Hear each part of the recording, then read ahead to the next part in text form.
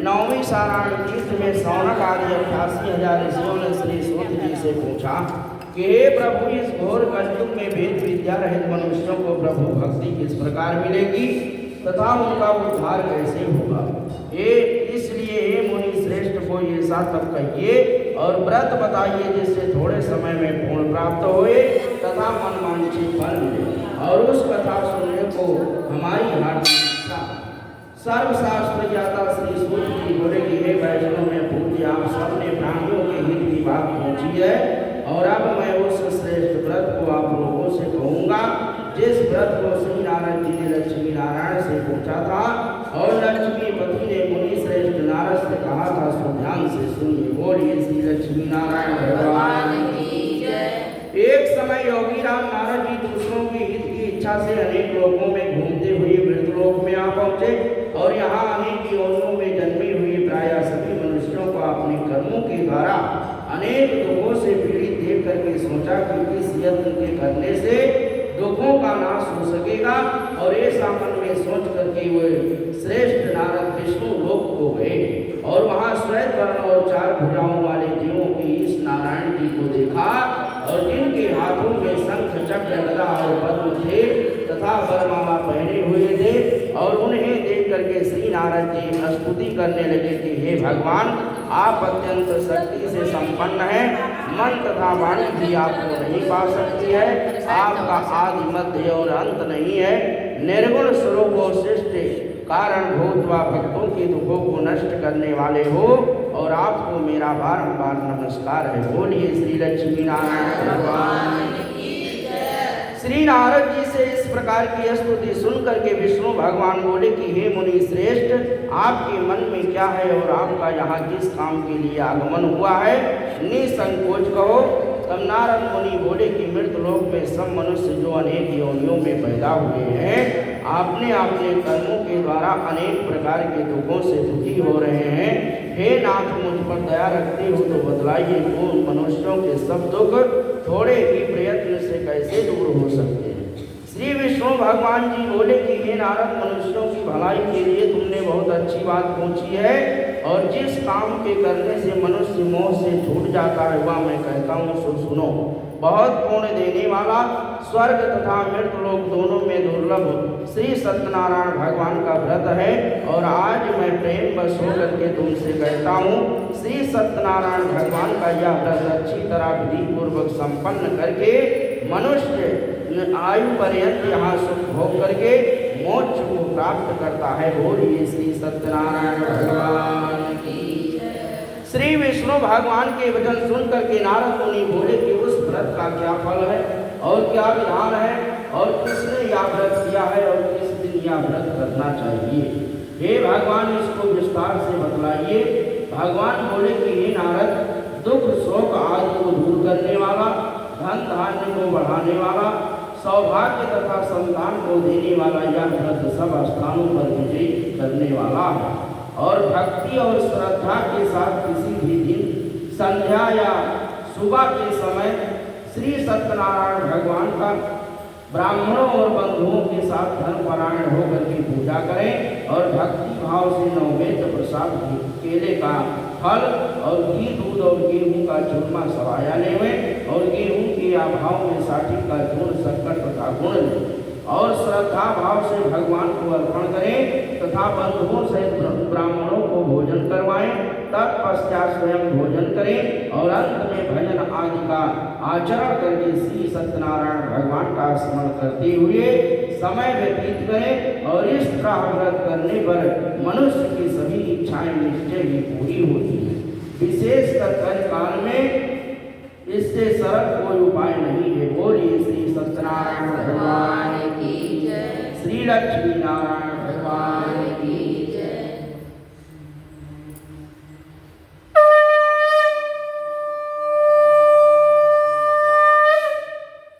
श्रीमन नारायण नारायण नारायण, लक्ष्मी नारायण नारायण नारायण, विष्णु नारायण नारायण, हरि नारायण नारायण नारायण।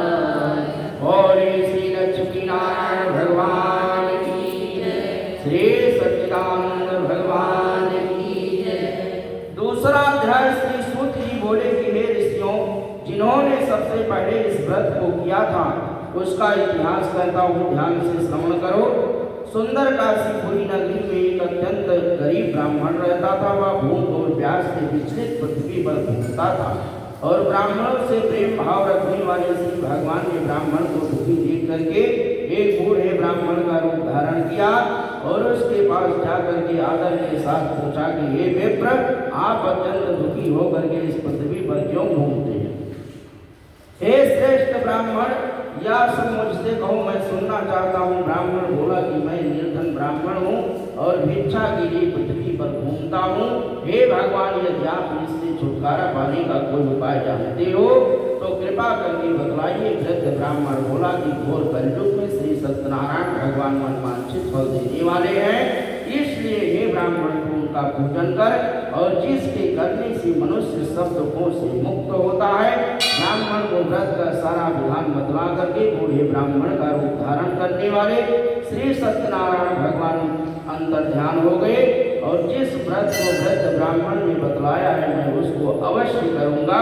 यह निश्चय करने पर उस ब्राह्मण को रात भर नींद नहीं आई और वह सवेरे जल्दी उठ करके श्री सत्यनारायण भगवान के व्रत का निश्चय करके भिक्षा के लिए चल दिया और उस दिन उसको भिक्षा में बहुत सा धन मिला, जिससे बंधु बांधवों के साथ उसने भगवान श्री सत्यनारायण का व्रत किया और इसके करने से वह ब्राह्मण सब दुखों से छूट करके अनेक प्रकार की संपत्तियों से युक्त हुआ। उस समय से वह ब्राह्मण हर मास व्रत करने लगा। बोलिए श्री सत्यनारायण भगवान की। इस तरह श्री सत्यनारायण भगवान के व्रत को जो शास्त्र विधि के अनुसार श्रद्धा पूर्वक करेगा वह सब पापों से छूट करके मोक्ष को प्राप्त करेगा और आगे जो मनुष्य पृथ्वी पर श्री सत्यनारायण भगवान का व्रत करेगा वह सब दुखों से छूट जाएगा। इस तरह श्री नारद जी से नारायण का कहा हुआ यह व्रत मैंने तुमसे कहा है। बोलिए श्री सत्यनारायण भगवान की। हे विप्रो, मैं अब और क्या कहूँ? मुझे ऋषि बोले कि हे मुनीश्वर, संसार में इस ब्राह्मण से सुन करके किस किसने इस व्रत को किया है और हम वह सब सुनना चाहते हैं, इसके लिए हमारे मन में श्रद्धा है। श्री सूत जी बोले कि हे मुनियों, जिस जिसने इस व्रत को किया है वह सब सुनो। एक समय एक ब्राह्मण धन और ऐश्वर्य के अनुसार बंधु बांधवों के साथ व्रत करने को तैयार हुआ।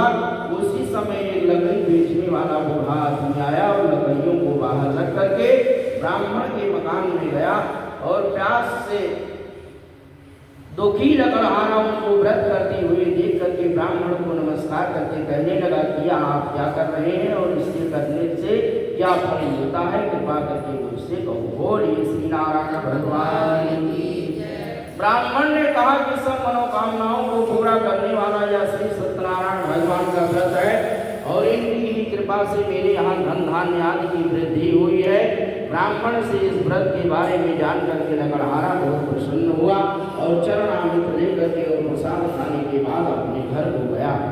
लकड़हारे ने अपने मन में इस प्रकार संकल्प किया कि आज शाम में लकड़ी बेचने से जो धन मिलेगा उसी से श्री सत्यनारायण भगवान का उत्तम व्रत करूंगा। और यह मन में विचार करके वह बूढ़ा आदमी लकड़ियाँ अपने सिर पर रख करके जिस नगर में धनवान लोग रहते थे वह ऐसे नगर में गया और उस रोज वहाँ पर उसने लकड़ियों का दाम पहले दिनों से चौगुना मिला। तब वह बूढ़ा लकड़हारा दाम ले करके और अति प्रसन्न होकर के मक्के के लिए बनी और शक्कर की दुग्ध दही और गेहूं का चूर्ण इत्यादि श्री सत्यनारायण भगवान के व्रत की कुल सामग्रियों को लेकर के अपने घर को गया। बोलिए श्री नारायण भगवान की। फिर उसने अपने बंधु बांधवों को बुला करके विधि के साथ श्री भगवान जी का पूजन किया और व्रत किया और उस व्रत के प्रभाव से वह बूढ़ा लकड़हारा धन पुत्र आदि से युक्त हुआ और संसार के समस्त सुख भोग करके अंत में वैकुंठ धाम को चला गया। बोलिए श्री नारायण भगवान की।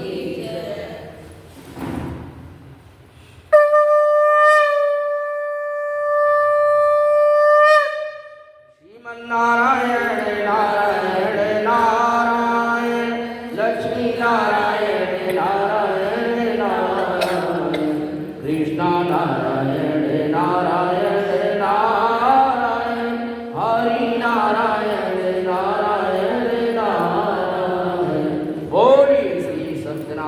भगवान की।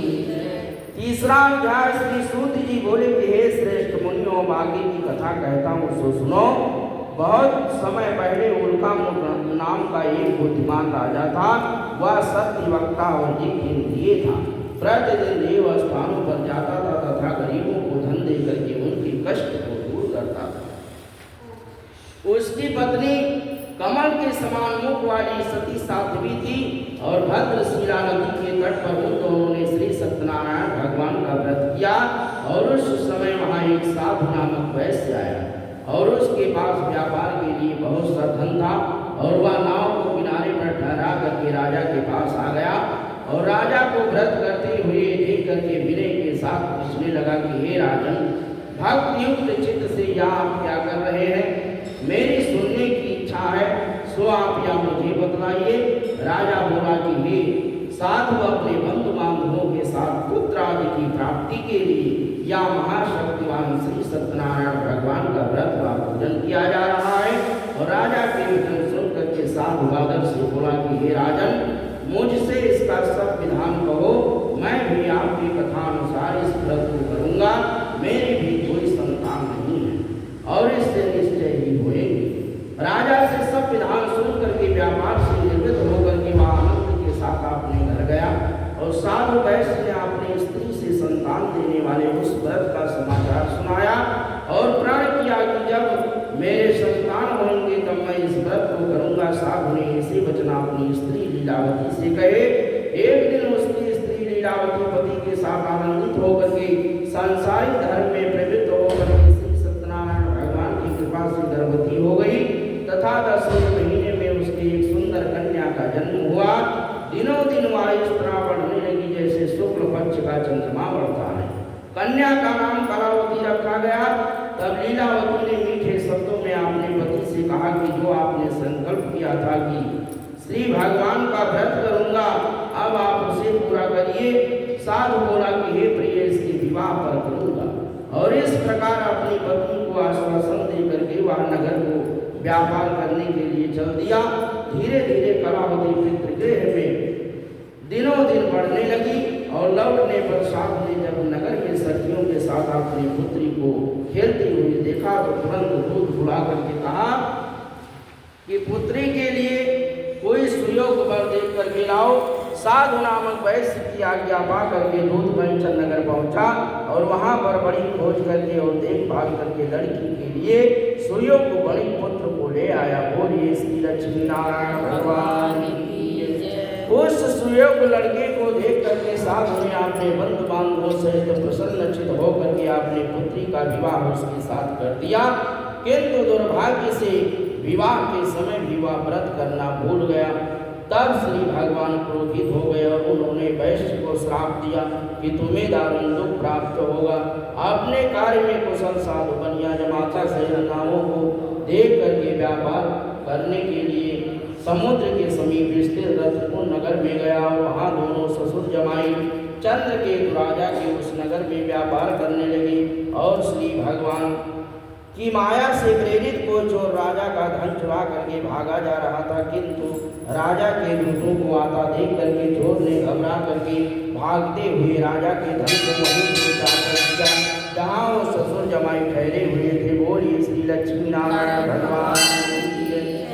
जब दूतों ने उस साधु वैश्य के पास राजा के धन को रखा देखा तो वे दोनों को बांध करके ले गए और प्रसन्नता से दौड़ते हुए राजा के समीप जा करके बोले कि या दो चोर पकड़ करके हम लाए हैं और देख करके आज्ञा दे। और तब राजा ने बिना उनकी बात सुने ही आज्ञा दे दिया और उनको कठिन कारावास में डाल दिया और उनका सब धन छीन लिया। श्री सत्यनारायण भगवान के श्राप द्वारा उसकी पत्नी घर पर बहुत दुखी हुई और घर पर जो धन रखा था सो चोर चुरा करके ले गई। शारीरिक व मानसिक पीड़ा तथा भूख प्यास से अति दुखित होकर के अन्न की चिंता में कलावती एक ब्राह्मण के घर गई और वहां उसने श्री सत्यनारायण भगवान का व्रत होते देखा।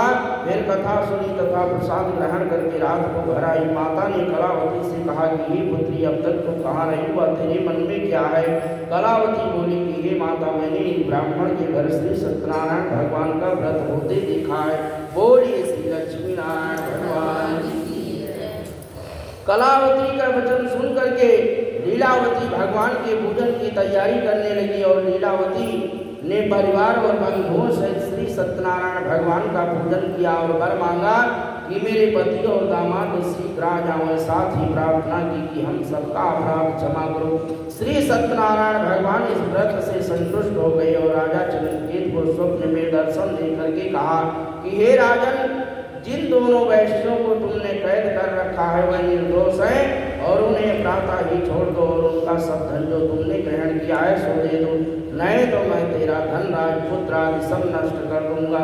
राजा श्री इसी वचन कह करके भगवान पर ध्यान हो गए। प्रातः काल राजा चंद्रकेत ने सभा में अपना स्वप्न सुनाया और सैनिकों को आज्ञा दी कि दोनों बड़े पुत्रों को कैद से मुक्त करके सभा में लाओ और दोनों ने आते ही राजा को नमस्कार किया। बोलिए श्री लक्ष्मी नारायण भगवान की जय। राजा मीठे वाणी से आपने गलती की क्षमा मांगी और उनसे कोमल वाणी में बोला कि हे महान भावों, भाग्यवश आप लोगों को ऐसा कठिन दुख प्राप्त हुआ है, अब मैं आपको कोई भय नहीं है। और ऐसा कह करके राजा ने उनको नए नए वस्त्र आभूषण पहनाए तथा उनका जितना धन लिया था उससे दोगुना धन दे करके आदर सहित विदा किया। दोनों वैश्य अपने घर को चल दिए। बोली श्री लक्ष्मी नारायण भगवान की जय। श्री वृंदावन बिहारी लाल की जय।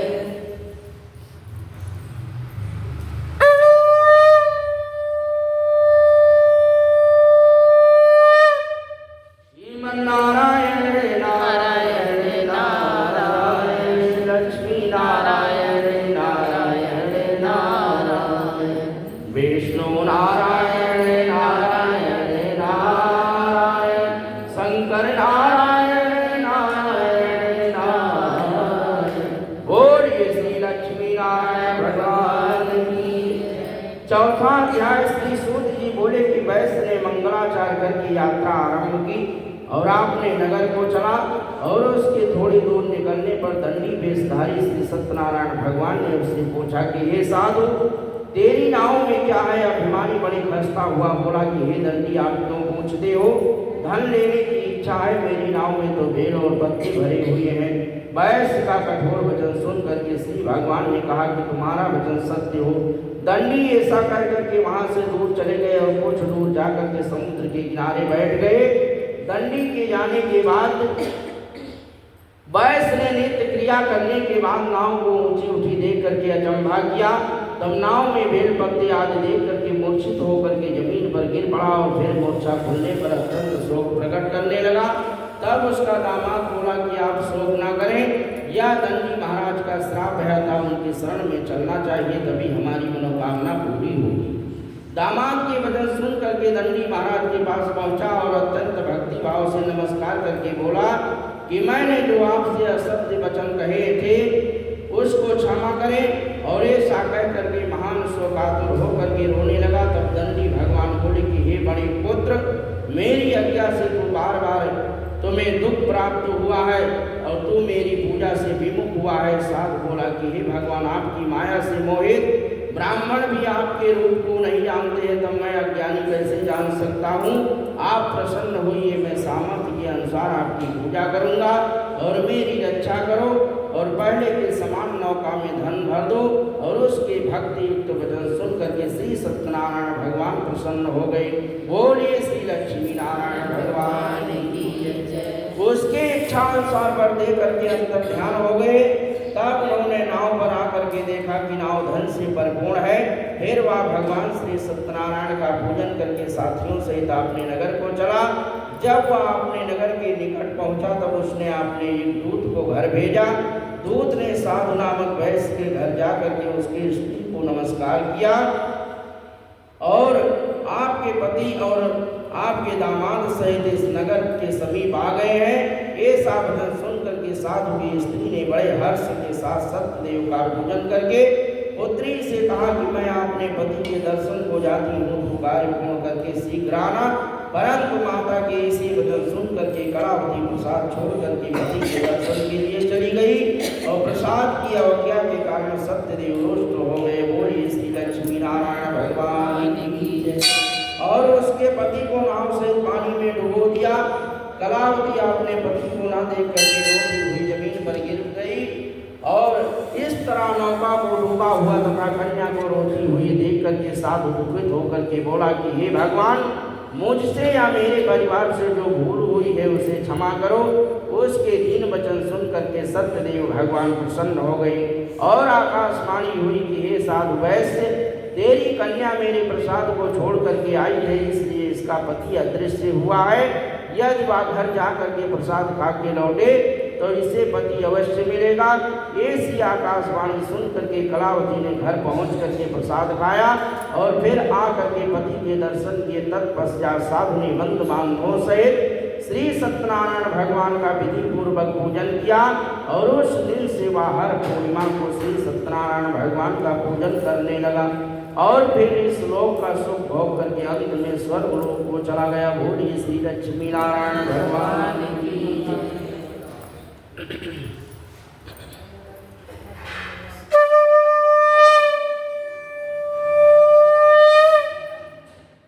श्रीमन्नारायण नारायण नारायण लक्ष्मी नारायण नारायण नारायण विष्णु नारायण नारायण नारायण।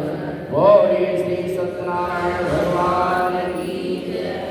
5वां अध्याय। श्री सूत जी बोले कि हे श्रेष्ठ ऋषियों, मैं और भी कथा कहता हूँ सो सुनो। प्रजापालन में तुंगध्वज नाम का एक राजा था। उसने भी भगवान का प्रसाद त्याग करके बहुत दुख पाया। एक समय राजा वन में जाकर के वन पशुओं को मार करके वन के नीचे आया और वहाँ उसने ग्वालों को भक्ति भाव से बांधों से श्री सत्यनारायण भगवान जी का पूजन करते हुए देखा, परंतु राजा देख करके भी अभिमान बस वहाँ नहीं गया और ना ही सत्यदेव भगवान का नमस्कार किया। जब ग्वालों ने भगवान का प्रसाद उसके सामने रखा तो वह प्रसाद को त्याग करके अपने सुंदर नगरी को चला गया और वहाँ उसने अपना सब कुछ नष्ट पाया। तो वह जान गया कि यह सब भगवान ने ही किया है और तब वह विश्वास करके उसी स्थान पर वापस गया और ग्वालों के समीप गया और विधि पूर्वक भगवान का पूजन किया और प्रसाद खाया तो सत्यदेव की कृपा से पहले जैसा था वैसा ही हो गया। बोलिए श्री लक्ष्मी नारायण भगवान की जय। और दीर्घ काल तक सुख भोग करके मरने पर स्वर्ग लोक हो गया। जो मनुष्य इस परम दुर्लभ व्रत को करेगा, भगवान की कृपा से उसे धन धान्य की प्राप्ति होती है, निर्धन धनी होता है, बंदी बंधन से मुक्त होकर के निर्भय हो जाता है, संतानहीनों को संतान की प्राप्ति होती है तथा सब मनोरथ पूर्ण होकर के अंत में वैकुंठ धाम हो जाता है। और जिन्होंने पहले इस व्रत को किया है उनके दूसरे जन्म की कथा कहता हूँ, ध्यान से सुनो। वृद्ध सतानंद ब्राह्मण ने सुदामा के रूप में जन्म लेकर के मोक्ष को पाया। उल्कामुख नाम का राजा दशरथ होकर के वैकुंठ को प्राप्त हुआ। साधु नाम के वैश्य ने धर्मात्मा सत्य प्रतिज्ञा राजा मोरध्वज बन करके अपने पुत्र को आरे से छीन करके मोक्ष को प्राप्त किया। महाराज तुंगध्वज ने स्वयं भूमनु होकर के भगवान ने भक्ति युक्त गर्भ करके मोक्ष को प्राप्त किया। लकड़हारा भीड़ा अपने अगले जन्म में गोह नामक निषाद हुआ और उसने भगवान राम के चरणों की सेवा करके मोक्ष को प्राप्त किया। बोलिए श्री लक्ष्मी नारायण भगवान